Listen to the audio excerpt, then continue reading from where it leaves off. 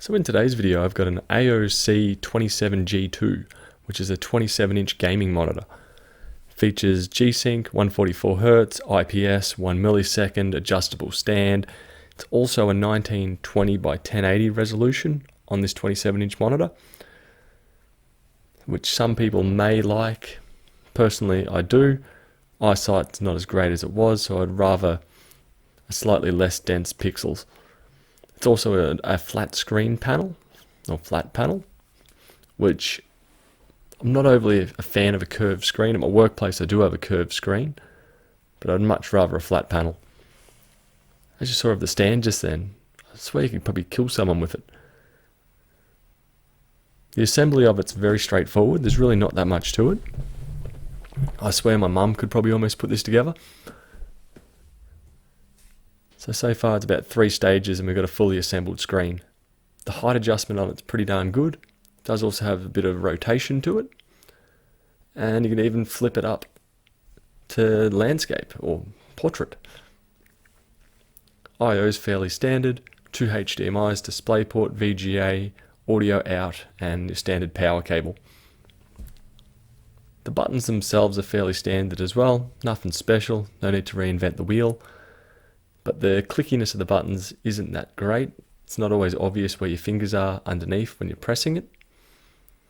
But if you're not really adjusting it that much, it's something that you're probably not really going to care about.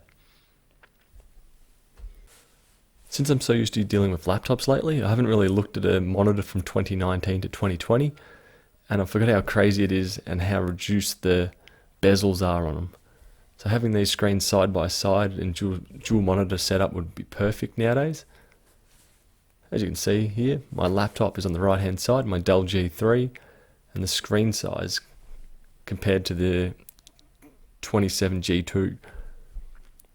Just as a rule of thumb, here's my arm, to give you an idea how far away I'm physically sitting away from the screen, and the screen itself is still perfectly viewable. So I'm just going to load into a Counter-Strike game just to see what kind of image quality we get from this monitor, but so far I've been very happy with it.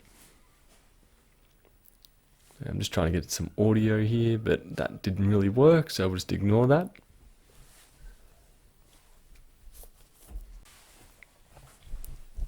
So far the colours themselves seem to be very good, very crisp, very bright.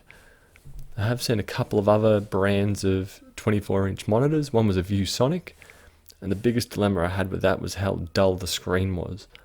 The brightness on my laptop was considerably brighter than this ViewSonic I had my hands on. It was a 24-inch 144Hz panel, one of the very budget ones, and I was not a fan of that at all. Now, flicking through the menus, the menu navigation itself is fairly straightforward,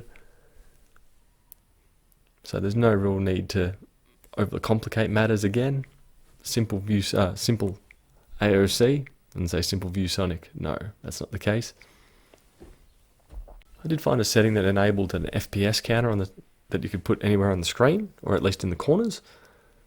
As you can see, I believe I must have G-Sync enabled at 144Hz, so I'm not sure why the game is producing more frames than the monitor actually wants.